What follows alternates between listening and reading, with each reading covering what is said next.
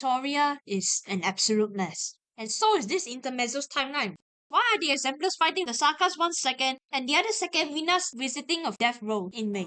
Most of the events in Ending a Grand Overture happen within 3 months after chapter 14, but some events happen before the Victorian arc and towards the end of chapter 14. So a bit of main story revision mixed in with some new content. In the year 1072, King Alistair II, Siege's father and the last king of Victoria, was executed in an uprising after imposing higher taxes towards the nobles. Siege was then rescued and hidden away by Gawain, raised in Londinium slums, and later on became the leader of Glasgow Gang in Norport. For the next 24 years, Victoria was left without a king. The Duke's pride over the throne and the royal feud worsened when Duke of Stafford started a rebellion in the Parliament. Duke of Cavendish invited the military commission of Castell to Londinium in order to pacify it. One day, a factory worker reported the mistreatments they faced in the factory to Glasgow Gang.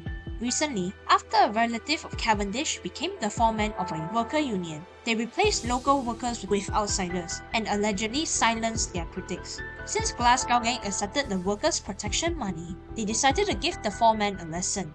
After some beating, they discovered that this factory has been stockpiling smuggled Originium weapons not of Victorian origin.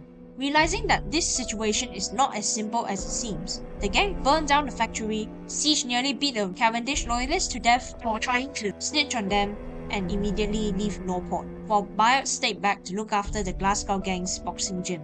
A certain unicorn also convinced the local police to suppress this incident. The next day, Aladale tries to look for Siege after hearing the news so she could bring her back to Duke of Castell. But upon learning that Siege isn't in the gym, she heads back, reminiscing on what Gawain said to her when she was younger. After that is the entire Victorian arc. I'm not going to go through the whole main story, just some events that are linked to it. Sarkas took over Londinium, the people retaliate, Siege obtains the Size of Kings in the Mausoleum of Kings, Aladale sacrifices herself to fend off the last Steam Knight, Bayard died in an attempt to persuade an insane infected to evacuate from Norport, Delphine's mom dies, remaining Windermere forces led by Lieutenant Shearer join Siege and the gang. Siege formed the Exemplars using Seth forces and Norport refugees. They used the Size of Kings to push back the Sarkas from Silver Rock Blast. Duke of Wellington turns hostile and declares Tara's independence right after their victory. Aladale is revealed to be alive under the codename Milska, blah blah blah. And now, the Victorian forces prepare to take back Londinium. However, the Naxxramas in Londinium are on high alert, especially after their defeat at Silver Rock Bluffs. The South Salvation Corps and Rope Sudden are searching for an opening. All they need is the Victorian Alliance to attack. Problem is, although the Duke's warship have the city surrounded, they do not charge into the city. As they are unclear about Wellington's stance, their best choice is to wait for the Sarkas' supply to be depleted before besieging the city in order to minimize casualties. However, this will also mean that the residents in Londinium will continue to suffer or even die. If the situation drags on for much longer, Londinium will become a ghost city. Dagda and Indra lead a squad to try breaking through the Confessarius passage, while Siege prepares to lead a squad to attack the access port to draw the Sarkas' attention, even if it meant their deaths. Just then, Siege received an urgent message from Dr. Lao Shini, or Reed, entered Wellington's camp.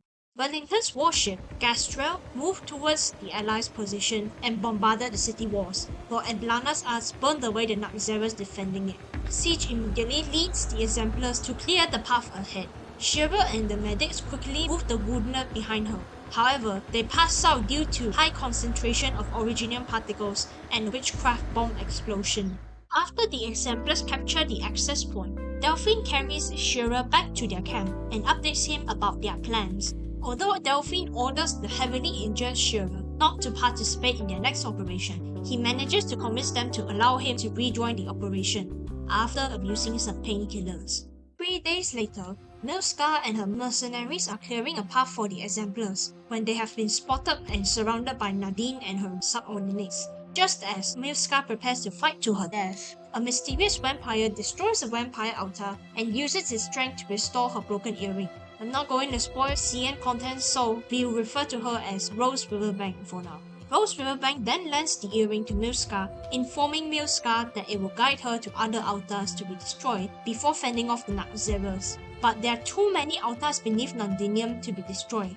Luckily, Clovicia, yeah, surprise, she's alive, has already destroyed several key altars and offers to help destroy the remaining altars. Milska orders her mercs to receive the Exemplars. With the help of the Duke's army, the Exemplars reach the blockade. The Self-Salvation Corps, Rhodes Island, Reunion, and Milska's mercs help each other to restart the abandoned factories to prove that there are still some survivors in the city. However, after their arrival, the army blocks the Exemplars from advancing further into the city until the Dukes form a conclusion. Despite this, Lieutenant Diane Weber defies the Duke of Castor and orders her unit to march with them. Other units follow suit later on. 2 days after breaking through the blockade, Vizadel scrambled the military commission's chain of command, though there are still Naxxramas guarding the palace of Westerly. This allows the Exemplars to take a breather, organize their inventory, and rally more support, though they find it difficult to persuade the able-bodied citizens to join them. While Siege is taking their inventory, she finds a box not on their list. Upon opening it, she finds a Victorian royal garment and some evidence against a certain duke. Siege is shocked, but is relieved to know that Aladil is alive. After wearing the garment, they gain immense support from the Londiniers. Everyone flocked to join the Exemplars, convinced that their king has returned to drive the invaders out of their homeland. They prepare to launch a final attack onto the Naxxramas. By the way, from now on, I'll call OG Siege as Siege and Siege Author as Rina. On October 2nd, the Exemplars push towards the palace. However, their supply routes have been damaged by the Confessaria's chimeras, disabling the Self-Salvation Corps from supplying the front lines. Just as they prepare to regroup, they suddenly receive backup from Duke of Normandy, or more specifically, under direct command of Earl of March. This allows them to reopen and repair the supply lines. Catherine even brought Stainless Waller to deal with the Sarkas ambushing them.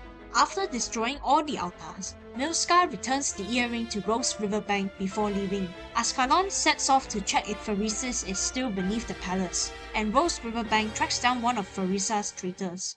While charging, Rina notices that Diane does not have a weapon. She passes the Sires of Kings to Diane. When Diane fell, the legendary sword was passed on endlessly to countless Victorians, until some Victorian finally killed the Naxxra king with the sword, breaking it in the process. Other than that, Vizadel controlled the military commission's chain of command. The last Steam Knight suddenly appeared to deal with the remaining Naxxras as well. Catherine and the Self-Salvation Corps burrow out from underground to supply the Exemplars too. She uses the crawler to fire a cannon towards the bell in Ostrich to rally up the Alliance for one final push. After their victory, the last Steam Knight, Charles Lynch, lies on the ground almost lifeless. Rina pays her respect before going into the palace. Everyone awaits for her to crown herself the new King of Victoria. But after a long time, she hasn't returned. Stainless decides to enter the palace and check on her. Soon after, both of them return to the crowd, with the military's commission flag in Rina's hand and no crown in sight. Neither of them mention what happened at the palace. Rina declares to the people that the war has ended, orders them to spare the Sarkas that are unarmed or willing to surrender, and that they will revive Victoria. Witnessing Victoria liberated, the last Steam Knight pouts out its last steam before passing away. Aladel pays her respect to him and tries to remove the armor, only to discover that Charles' body has long fused with it. She takes its call, promises to keep it in good condition before vanishing into the steam. After the battle, workers found the broken Sires of Kings within the battlefield. They then reforged the sword using Rina's hammer as its core and returned it to her. About a week later, the Sarkas retreat after the ceasefire agreement was signed between the Doctor, Vizadel, and the Sarkas. Although the Victorians wished to take revenge on the Sarkas, they couldn't afford any more losses. Shortly after, Rina and Rhodes Island are invited to the post-war conference on how to handle Londinium. Rina is the first one to arrive at the palace, followed by the Earl of March, Duke of Gordon, and Castor.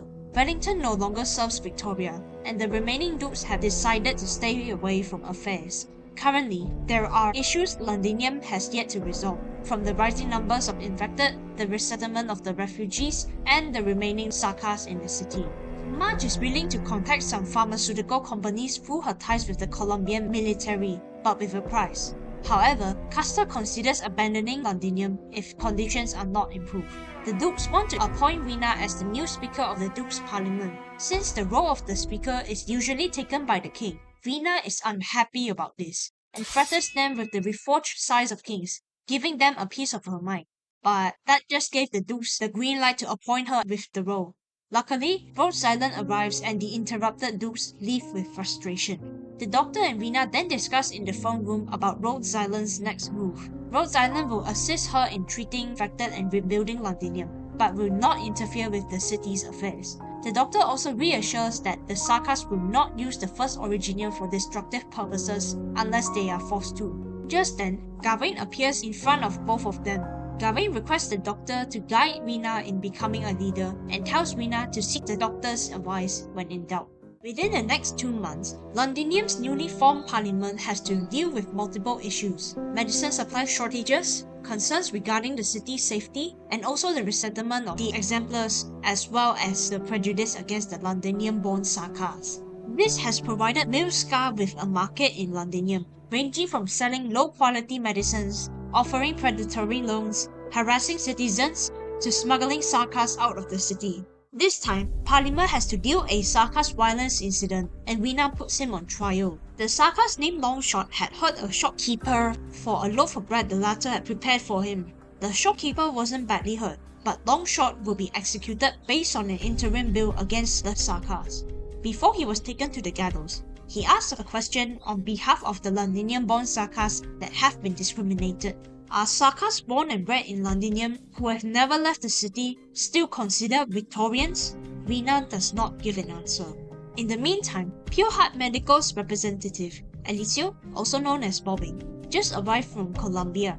He asked Diane about Madame Major's whereabouts, only to be shocked upon learning that she has passed away from acute oropathy. He then asked Diane to lead him to the Office of Provisional Supply Procurement. 2 days after the Sarkas' execution, a fight broke out between the supporters and critics of Milskar. Horn has brought some newly trained defense forces to quell the fight, but with more and more people petitioning to kill Milskar, Rena knows she has to convict her sooner or later. Delphine also plans to return to Lincardine in Windermere's territory to find something she can help Rena with and to walk down the memory lane. Other than that, Parliament is modifying the shard and retrieving its core technologies. Also, the Self-Salvation Corps are still cleaning the Originium crystals growing in the city. But with Originium crystals growing in the city's mobility layer as well, it's going to take a while for things to return to normal. Meanwhile, at the Office of Provisional Supply Procurement, Bobby learns that his reservation with Madame Major was cancelled due to her death and has to get in queue to make an appointment again. Bobby lashes out onto the receptionist, but calms down and acknowledges that it's not the receptionist's fault. Diane then offers to bring Bobbing to Madame Major's memorial service and find Rena to address this. At the memorial service, Bobbing seems disappointed that Rena seems no different from the nobles. Delphine then appears and clears up the misunderstanding. She then expresses her caution towards Bobbing's company, as Pure Heart Medical is backed by the Colombian military and Maylander Foundation. But realizing that Bobbing genuinely wants to help them, Delphine tells him to look for her after the service. Switching to Dagda and Indra, they are searching for Milskar's hideout following some clues, but Rose Riverbank blocks their way and prohibits them from going any further. Another 3 days pass. Requests to eradicate Milskar have risen to the hundreds. Even those with connection to Castor has offered to help in this matter. Parliament's Provisional Court put Milskar on a trial and gives her a chance to defend herself. But Milskar responds to this by injuring the widow of a deceased exemplar, drag the victim to Parliament's chamber. As the MPs carry the victim out of the chamber, the clock strikes 6. Milskar nowhere to be seen. With a heavy heart, Rena issues an immediate arrest warrant for Milskar and the neutralization of her mercs, while promising to lift the post-war curfew once law and order is restored. Defense forces then raid the underground facilities, but Milskar manages to evade capture by threatening a guard and forcing them to hand over their communicator, allowing her to know their patrol schedules. While walking the streets at night, one of Castor's minions drives up to her and offers her a chance to serve Castor once more as Aladil Cumberland, but Milskar rejects. The next week, rumors about the disbandment of the exemplars started to spread. Some are unfazed, while others like Shearer are worried. He even wrote 2 messages to Rena concerning this. After arranging the closure of some factories and rationing of Originium fuel, Siege decides to look for him in the pub. Shearer tries to convince Siege not to disband them, Yet siege only implies that Parliament, I myself am not sure if she's referring to the Duke's Parliament or Londinium's Parliament, fears that the exemplars will become her private army. She then expresses her dissatisfaction towards her inability as the speaker before taking her leave. Meanwhile, Bobbing was just done helping the patients at the sanatorium along with Diane. As siege passes by them, Diane hints her dissatisfaction towards the speaker's helplessness. Outside, a factory businessman tries to bribe Siege to spare some medicine for his workers instead of the dying soldiers. Hearing this, Siege gives the businessman a beating until Stainless breaks them up. After coming down, Siege apologizes to Stainless at her office and requests Stainless to keep her in check if needed. In exchange, she allows Stainless to keep the crawler and weapons underground under supervision, so long as he and Catherine unite the workers to cooperate with Parliament. Despite her rash moves, Rina's actions have garnered even more support from the citizens. At night, Percival delivers some medicine to Catherine. Most key reunion members have left Victoria, and only Percival stayed to run a grain market selling medicine. Although Reunion's hideouts and supply routes have been tracked down by Delphine's informants, Delphine orders them to monitor the movement instead of taking action, and even considers privately contacting them to improve the lives of the infected. Meanwhile, Bobby and Diane meet Heidi in order to learn more about the problems the infected are facing. Bobbing is surprised to learn that most of the nobles participating in the banquet are infected. Heidi also states that she still misses Golding. The next day, Parliament takes a day off, but Rina still has a lot of paperwork to go through. Besides, Oren is inviting Rina to attend the Summit of Nations, but she rejects and asks Oren to inform Gododin not to get Parliament or her involved with the Duke's plans. Not long after, Glasgow Gang comes in to cheer her up, offering to help her out, and Indra asks the wrong question to ruin the mood. Rina believes that Parliament should address the citizens' concerns through the radio. On the other side, Shiver is about to go to the speaker's office after visiting the sanatorium, but his painkiller abuse has finally caught up to him, and he collapses on the street. Luckily, Delphine is there to help him up. She knows that Shiver is still afraid to face his seniors who have abandoned him. He believed that he wasn't loyal enough to Windermere, even rejecting treatment that Delphine has offered to him. Delphine promises that they'll return to Glencardine soon. In the evening, Rina broadcasts to the whole city. She addresses that the Exemplars will be disbanded. However, Parliament will preserve the Exemplars unit designation to commemorate their contributions. But just as she was about to announce that she will not become a king, the broadcast was cut short by March through an old component in the broadcast system. March then walks in, invites Rina and Delphine to meet up with the Dukes at the Royal Academy of Science, warns Rina not to tell certain matters to the public before leaving. At the Academy, the Dukes use the matter of Wellington and the relationship between Tara and Victoria in order to threaten Rina to return to the throne. Suddenly, Indra reports to Rina that the crown has been stolen, or more precisely, someone delivered it to the speaker's office. 2 days later, Parliament managed to catch the thief, Diane Weber. Turns out, she learned the patrol schedule of the guards working outside of the palace while working with Bobbing, and sneaked into it while Rina was delivering her speech. She was supposed to be caught after staying in the throne room for half an hour, but someone has helped her. Diane knows that she is committing a serious crime and her actions are inexcusable. Yet, she's unhappy of Parliament's inefficiency and the fact that Rina's ability is limited due to the actions of the speaker being restricted by the Parliament. She wishes that Rina would crown herself king and bring more decisive changes for her to witness, as her acute infection doesn't allow her to live much longer. Delphine convinces the Provisional Court to hold her in the Defense Forces detention quarters so she could get better treatment in her final days. While Rina returns the crown to the throne, she complains about the challenges she faces to Gawain while accepting his comfort. But Morgan interrupted this moment and begs Rina to spare Diane. In fact, the next day, lots of people protest against Diane's execution, including Bobbing. But those closest to Rina know that Diane should be convicted according to the Provisional Court's law. For if Rina interferes with the result, it will be no different from having a king. Switching to Rina, after the interrupted meeting 3 days ago, she invites the Dukes herself out for dinner in order to submit some proposals about improving the citizens' quality of life. We don't know anything about the meeting though. At night, Rina secretly visits Diane's cell to have a drink. Diane requests Rina to tell her what exactly happened within the Palace of Estali the day of the war. and the drunk Vina agrees. That day, Vina tore down the military commission's flag and was about to leave when she suddenly heard someone calling out her name from the throne room. As she enters it, she sees her late father on the throne, offering to coronate her and prompt her to purge Victoria from its traitors. But Vina denies and puts her father to rest. Next, she sees Cloesia emerge behind the throne. Vina figures out that she's actually an Ageless and also Unicorn, the nation's sentinel mentioned within the history books. Unicorn reveals herself to be the mastermind behind the decline of the Draco lineage and the death of Alistair II. She offers to help Vina to change Victoria, but Vina rejects. She and the people are already changing Victoria with their own hands. Unicorn had no right to make her choose. Before Stainless breaks through the palace door, Unicorn requests Vina to declare Cloesia's death before leaving. Back to the present, noticing that Diane has passed out from alcohol, Vina silently apologizes for her inability before leaving the quarters. The day after, Glasgow Gang, unable to help Vina out in her affairs in the parliament, prepares to return to the gym in Norport, while Vina prepares to meet the Dukes in the parliamentary chamber. The Dukes try to use the mass protest to sweet-talk Vina into putting Parliament under their influence. But Vina uses this chance to list her demands. Reopen the supply routes they closed under the pretense of safety, return the medicine that they have paid, ensure the safety of the infected fighting squads, and restore Londinium's diplomatic relations with foreign nations under Victoria's name.